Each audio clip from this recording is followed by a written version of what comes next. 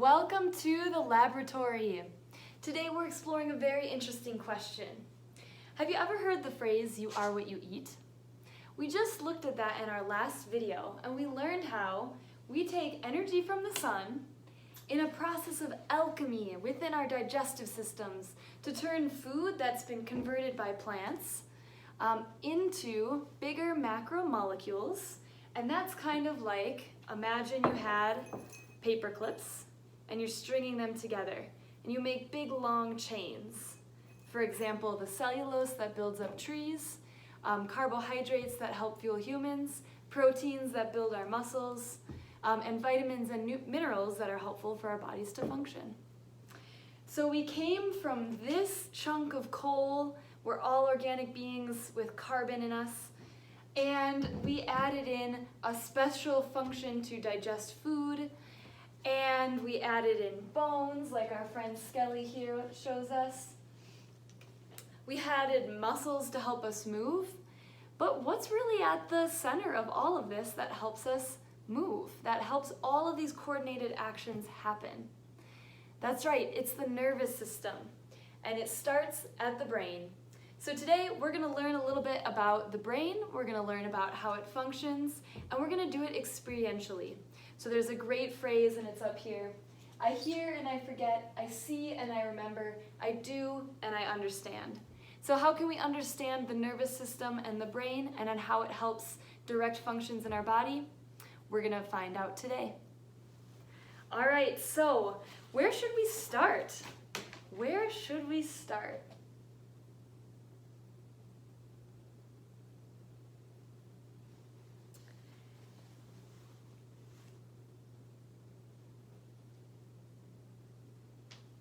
Okay, so I'm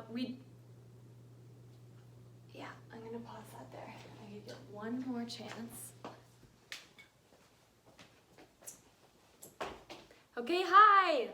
My name is Holly, I'm a science teacher. Right now I don't have students so that we can help flatten the curve, and so kids are staying at home so we don't spread the coronavirus right now. But I am excited today to bring you a very important lesson. In my class, we've been dissecting a human. Not literally, but we've been thinking about the ways that we build a human. So, how did we go from simple organisms? How did we go from nothing to these incredible organisms that we are? Well, it all started with a spark, okay? And that spark allowed individual elements to start linking together to form big things called proteins, amino acids, carbohydrates, lipids, and nucleic acids. Those are the 4 molecules that we need to start building a human. So all of the energy that we need comes from the sun, and plants do an incredible job of taking the energy from the sun and building carbohydrates for us. We then, as these tubes, digest the food, and through a cool process of alchemy, break it down into its tiny little parts so that we can use that ultimately for energy to fuel our bodies. All right, so we have a digestive system that gives us energy. What else do we need to start building a human? Well, we need bones, right? We've learned about the skeletal system here. Skelly is a great model for that. We need muscles to help move our bones. We need an endocrine system that helps our cells talk to each other. We need a respiratory system. So here's a model of the lungs. So we breathe down, we pull our diaphragm so that air can get into our lungs and spread out to the rest of the body. We also need an integumentary system, our skin, everything that coats our skeleton to keep everything in. That's our barrier, our defense system. We have an even more complex defense system called the immune system that helps fight off foreign invaders like this little giant microbe. This is Ebola, right? This is our friend. This guy has a hard time getting in if we don't let it. And if it does get in, our immune system helps to fight off that virus or bacteria. Okay, so today we're going all the way to the top. We're gonna figure out what happens up here, what happens in our incredible brains, this complex organ that just sits on top of our head about 3 pounds. It takes about 20% of the energy that we work so hard in our digestive system we learned about to break down and give us energy. All that goes to feeding our brains. So why is that so important? Our brains control the movement of our body. They send signals from the top all the way down to your hands. So have you ever heard the phrase, you are what you eat? We talked about that last time. We are made up of carbohydrates, lipids, proteins, nucleic acids. But how about you are what you think? There's a great phrase, and I have it up here. It comes from Confucius, an ancient Chinese proverb. I hear and I forget, I see and I remember, I do and I understand. So today we're gonna learn by doing. I'm gonna give you a couple experiments, a couple activities to help you understand how our nervous system works. All right, so let's start at the smallest unit. And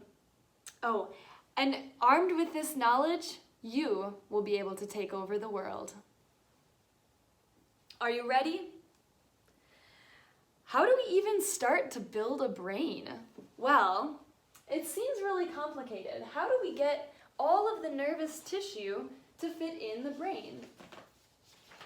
Scientists have pondered this for a long time, and they came up with a relatively simple conclusion. Dictated by the laws of physics, it's as simple as crumbling a piece of paper.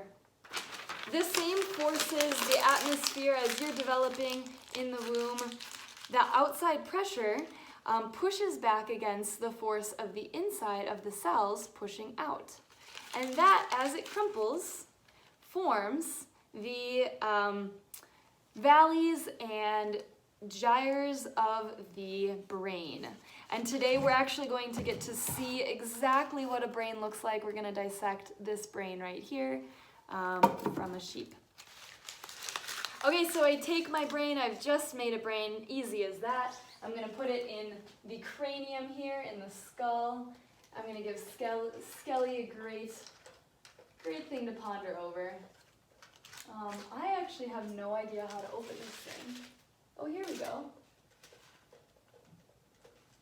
There we go. And pop that right in there. So the process of folding the brain allows us to cram a lot of neurons. Wait, what's a neuron? Do you want to learn? A neuron is a specific cell that makes up the nervous system. So a neuron is made up of 3 different parts. I'm going to draw those up on the board for you here. The 3 parts are the cell body, which is also called the soma. And the soma has a big, long axon. And on the other end, it's made up of all these little extensions called dendrites.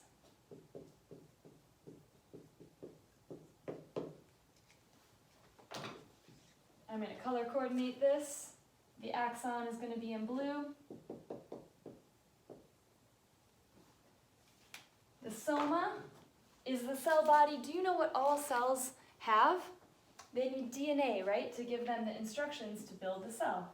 So here I'm going to put in, inside the nucleus, I'm going to put the DNA. Okay, so let's say I want to send a message to my hand to tell it to give me a thumbs up. Okay, so that message originates from my brain, and it gets sent down, the message gets sent all the way down to my neuron, to my hand, and that's called a motor neuron, when it goes from your brain to your hand.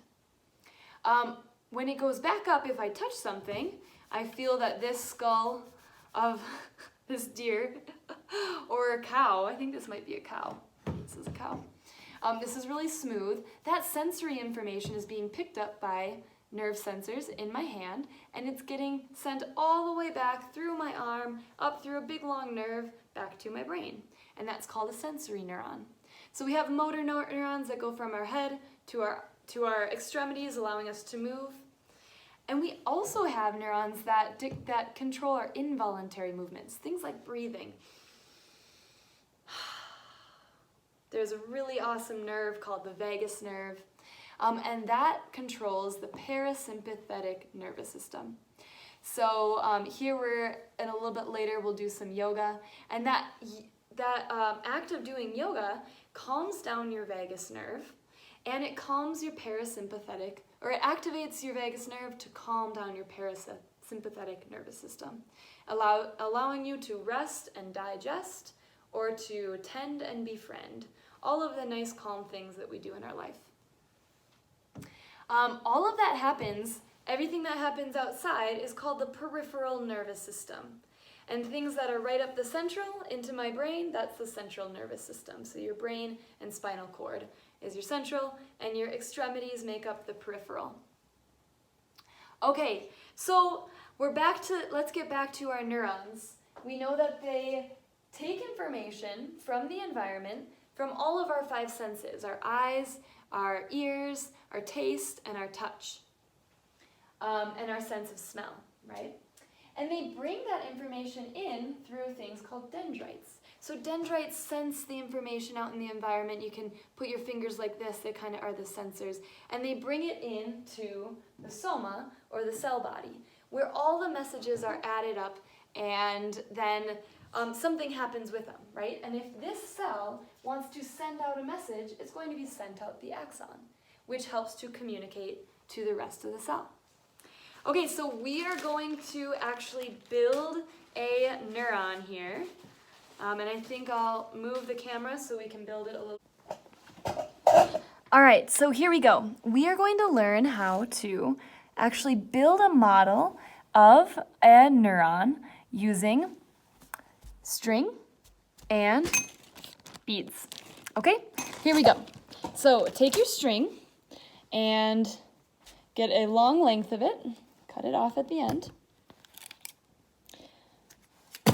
Yarn works really well, and it's going to be nice if you take one end and actually tape it with some tape.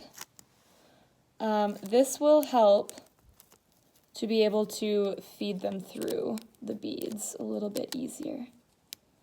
Okay, take that little bit of tape. All right, so now do that to the other side.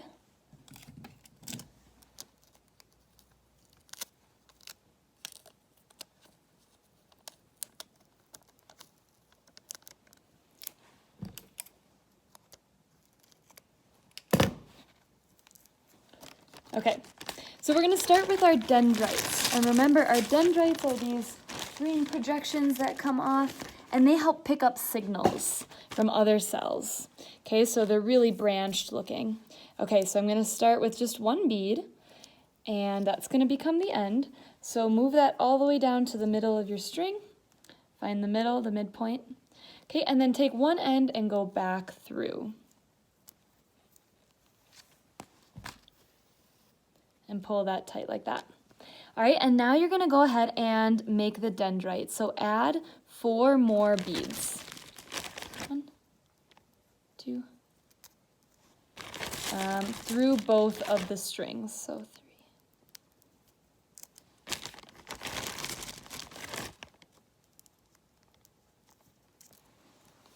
Do that on the other side.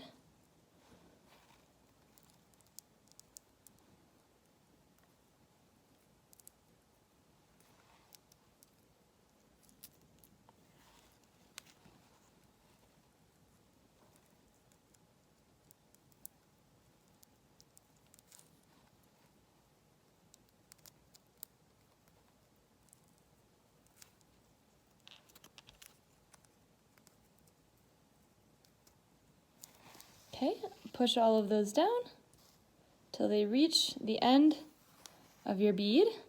Okay, and now we're going to add our cell body, and that's where the message gets added up. That's the main part of the cell. And then it's actually, when you see my shirt here, it says gray matters. This is the gray matter, is the cell bodies. Okay, so mine's pink today, but when we go and dissect our brain, it's going to look gray. Gray. Okay, so I pulled in 2 of the beads, take my other side, and Secure them in place by going back through the beads from the other side with your other string. 1, 2. Okay. Pull these tight. And now we have started to make one dendrite and one cell body. So the next step is going to be to make 2 more dendrites. So we're going to add 5 beads each, similar to step 1. So I'm going to add 1, 2, 3. Get down there. 4, 5.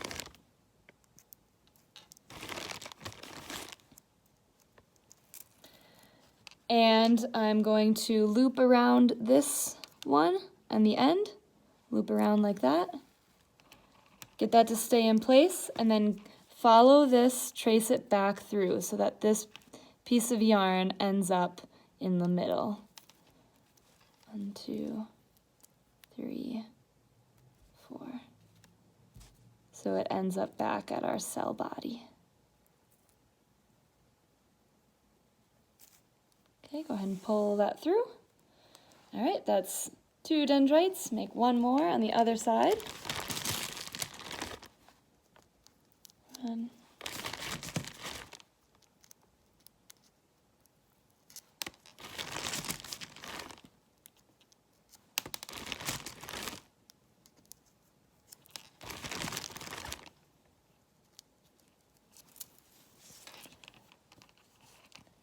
Okay, again, push them through, go through one end, pull that tight, and slide it down, and follow it back down.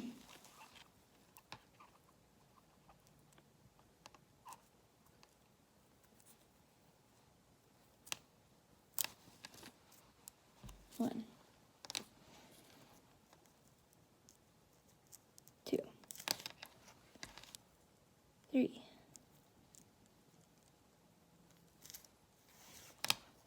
4. Okay. So now we're going to add 3 more. Here we are. We're going to add 3 more for our cell body.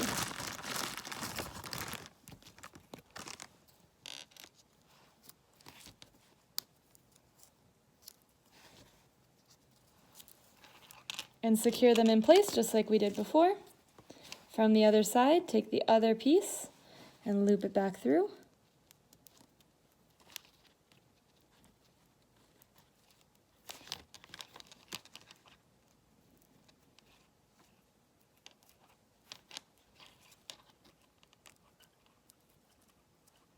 Pulling at that end. Okay, and pull both sides into place. Okay, I bet you know where we're going next. We're going to add 2 more dendrites. So same process as before. 1, 2. Okay, and so let's start talking about growth mindset. This is, maybe this is a challenging experiment for you. Maybe this is a little bit hard to string all the beads in, and it can get kind of frustrating. And maybe if this isn't hard, think back to something that is hard. What do you think it took to be able to be good at that activity? Were you born naturally being good at it? I know I wasn't born naturally being able to make a neuron out of beads. But I've practiced it, and I've learned, and I've developed skills that allow my brain to connect to my hands. I really like to climb, and that's definitely something that I've worked on. I've worked on training my body to be able to respond to what I want it to do with my brain. And that can be true of how many of you play the piano, how many of you play the guitar. That definitely is true for musical abilities, the more you practice.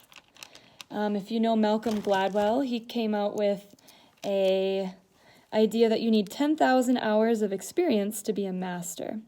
So think about that. How many hours have you spent on science this week. And do you feel like you're a master? If it's a couple hours, you have a long way to go, as do I.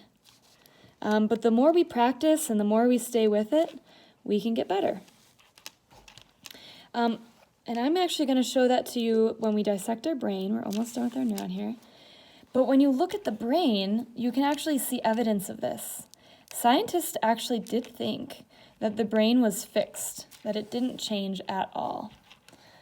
But we now have a couple different experiments that we've done that shows that it does. Okay, so here we go. We need 2 more pink beads. Add 1 pink bead. Add my other pink bead.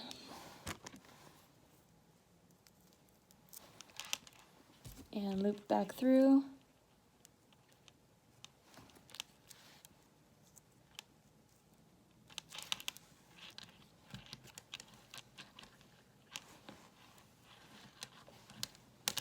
All right, and we're just about done. We have 5 dendrites and 1 cell body. Do you remember the last part of building a cell? A neuron? That's right, that's the really long axon. So I'm going to add, my axon's going to be orange. And here I want to add 7 beads for my axon. So to add these is going to be kind of fun. So what you can do first is you can just tie a knot here in your cell body. Okay, and we're going to string these on bead by bead. So put 1 bead on, like that, and then loop it back around with the other string. So you're going to secure that in place, just like we did our ends, our tips of our dendrites. Okay, and that's a cool spot to start talking about what does happen at the tips of the dendrites. So that's something called a synapse. Okay, so I'm going to pull this tight like that. Okay, so I'm starting to build my axon. And my axon is going to reach long and far. Some nerves, the nerve that goes from your spinal cord all the way to your toe, that's your longest nerve. And so that's an axon that's over a couple feet long. Okay, 1 bead, go back through.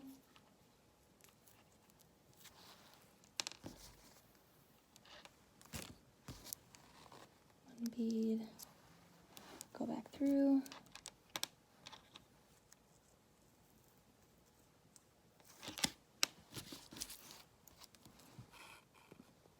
Okay, just like that. Okay, I'm going to add a couple more here. Okay, so what happens at the synapse is we take something that was an electrical signal. And that electrical signal came from something called an action potential. So our cells have different levels and concentrations of sodium and potassium. And things like to move from high concentration to low concentration. You can think of this like if you have some water that you spilt on the counter, it's going to start spreading out into the rest of, it's going to start spreading where there wasn't any water. So that's from high concentration to low concentration. So that same principle governs the action potential. Okay, and here we go. I'm going to tie this off. The action potential is an electrical signal. Here we go. There I have completed my neuron. 5 dendrites, a cell body, and 1 long axon. The axon sends that action potential message really super fast. And you can think about the axon as being covered in something called a myelin sheath. And let me show you an example of what a myelin sheath could be. That's kind of like. Okay, so we've successfully made our beady neuron model. We have 5 dendrites, we have a cell body, and we have an axon. And so the way that this cell works is that these dendrites pick up the message from another nerve, another neuron. At the tips, there's something called a synapse. And the synapse is where a chemical message gets sent from one neuron to the other. It hops over this gap, it gets drawn down from the dendrites into the cell body. The cell body decides what to do with that message, and if the message should keep going, it heads down the axon.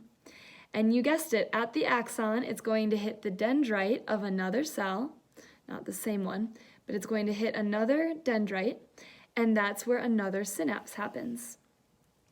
So what we've found is that your brain can actually grow new dendrites as you learn. So as you train your brain to do new things, you can grow that gray matter, you can grow more cells, you can grow more dendrites, and you can grow more axons. And that is how we actually know the process of learning. Okay, so scientists used to think that our brains were fixed, that they didn't change very much once they were developed.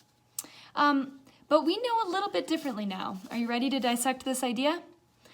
We're first going to have to break through the tough outer coating that is the dura mater. Okay, so on the outside here of my brain, you can kind of see this. It's called the tough mother, the dura mater. And this is also called the meninges. Okay, so scientists, anatomists back in the 1700s, they trained two different animals, and let's just say it's a sheep because we're dissecting a sheep brain. And so with the one that they trained, they found that the brain had a lot more gray matter. And that is those are like the cells, right? The neurons. Okay, so we know that you can train your brain. You also need to, let's see here. Okay, so we're gonna cut through this outer coating, the dura mater. This is the meninges.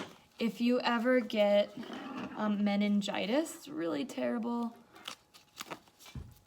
because you're actually getting infection of this part of your brain. Okay, so I have now exposed the sulci and the gyri. The sulci and the gyri, the valleys and the ridges of the brain. Okay, so actually the dura mater's here on the outside.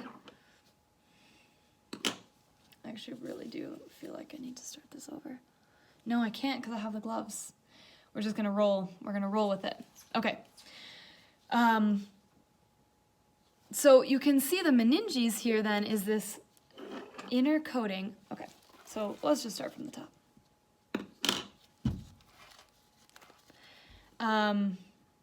Nope, we're just gonna roll, yeah. So here we can see the meninges is that coating. It's kind of hard to tell from afar, potentially. But those ridges and valleys, that is the kind of thing that is formed when you think back to our brain being just a folded up piece of paper. Okay, so we have 4 different main sections if we look at the gross anatomy, or the parts of this brain here that we can see just with our eyes. Okay, so we have the eye stalks. So you can see this would go up to the eyes right there.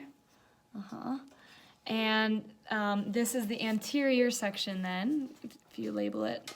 It's kind of hard for you to see. I'm gonna try to set this up better. All right, so let's get into it. Here on the outer portion, we pulled off our dura mater.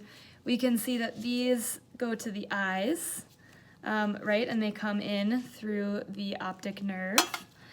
And let's take a look closer at our brain. So if I hold my brain like this, and the anterior, the front end, this is the optic nerve, or this is the frontal lobe. Okay, so here's the frontal lobe. That's responsible for decision making and planning and motor control. So remember when we talked about myelination, that process of putting fat onto the axons to help them be insulated and move faster? That process actually works from the back of the brain to the front of the brain. So it hits the prefrontal cortex last. And a lot of people, you might hear people say, oh, you're just a teenager and your prefrontal cortex isn't developed yet, and that is why. And then that causes you to maybe make some more riskier decisions. As we look at other parts of the brain, by our ears here, we have the temporal lobe, which processes auditory information and actually is the reason why you can understand what I'm saying, language comprehension. And it also is involved in memory or information retrieval. As we move, we can see the top of the brain is the parietal lobe. And the parietal lobe is responsible for touch perception and body orientation. And in the back is way in the back is your occipital lobe. And that processes sight and visual representation and interpretation of what you see. We have in the back hanging off, this is a tiny little brain. This is called the cerebellum, and it moves off to our brainstem. Okay, so if we open up our brain, we have our left and our right hemisphere. As we open it up, we can see that there's all these structures on the inside, and on the inside is your limbic system, which is responsible for your emotions. This also gets a lot of development in your teenage years and is the reason why teenagers are sometimes ruled by emotions. The left and the right brain can actually talk to each other via the corpus callosum, which is this structure right here. We've figured that out, that this is what talks the left brain to the right brain, because what they did is they actually severed the corpus callosum in patients, and what they found is that their left brain, the body processes on the right side, when they severed this, could not at all talk to the ones on the left. Okay, what else can we see here? We can see the thalamus and the hypothalamus. So the thalamus is kind of like the relay center. It is the mastermind, it's the place where all of the messages from the body get received, collected, and figured out what part of the brain they should be sent to. Okay, we also can find the hippocampus, which is up here in this structure. And the hippocampus is where a lot of memories are placed. We know this because there was a famous neuroscience patient who actually had a railroad spike sent through his head, destroying his hippocampus, and he lost all memory. So what else can we see from here? We can see these two parts. It's kind of hard for you to see this. This right here is called the superior colliculi, and below it, this nodule there, is the inferior colliculi.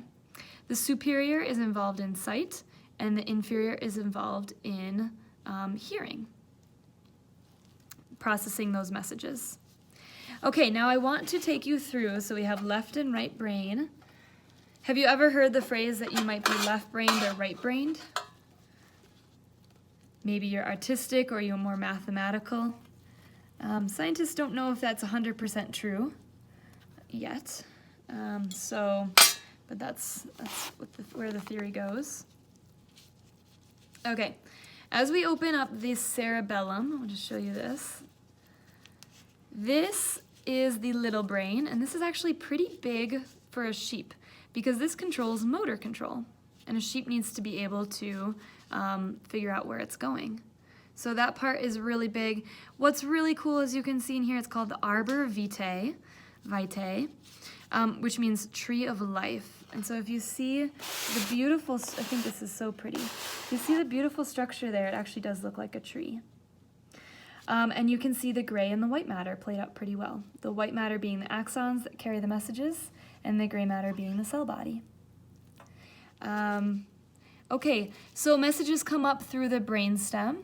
So in your brainstem you can see, it's kind of hard on our brainstem, but the brainstem, then goes the pons, midbrain, and the medulla, which is involved in controlling breathing.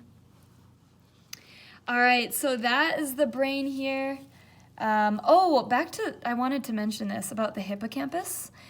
They also found that taxi drivers in London had a more developed hippocampus because they had to remember directions of all the streets. Okay, so I hope you enjoyed looking at the brain, learning about the different parts, learning about the cell type, building a beady neuron with us. I hope that we get to learn together in the future, but it's been fun doing this virtually. If you master this idea that you can change your brain, scientists call that having growth mindset. And so try a couple of these. Well, I actually just want to pause that there. Okay, so I really enjoyed learning with you today. I hope to see you back for more lessons. And here is the last thing. So if ever something feels difficult, just remember that you can grow your brain. You can do that by practice, and that helps build your dendrites, your connections, the synapses, axons, cell bodies. All of that gets grown when you decide to tell yourself that you can do something. And when you decide that you can do something and you practice hard at it, it's unstoppable. The world is your oyster and you're opening up all realms of possibilities. So I want you to just try a couple of these phrases here. The power of yet, the power of saying, I can't do this, yet is so important. So instead of saying, I'm not good at this, you might say, what am I missing? Instead of saying, I'm awesome at this, say I'm on the right track. Instead of saying, I give up, you might want to think about, I'll use some of these strategies we've learned. If you want to say this is too hard, science is too hard, of course, some things that are hard take time and effort. If you can't make anything better, maybe you can. You always improve, so you'll just keep trying. If you're in the boat of saying you just can't do math, you just need to train your brain to be able to do math. If you say I made a mistake, look at mistakes to help you learn something better. Mistakes are actually awesome, and so many of the experiments so many of the discoveries that we've made in science have been because of mistakes. Think of penicillin was because of that. They left some dishes of bacteria in the sink and they came back and fungi had grown. And they isolated the fungus and they found out that the fungus was producing an antibiotic that actually killed the bacteria. We now use that penicillin from that fungus to help fight infections in our own body.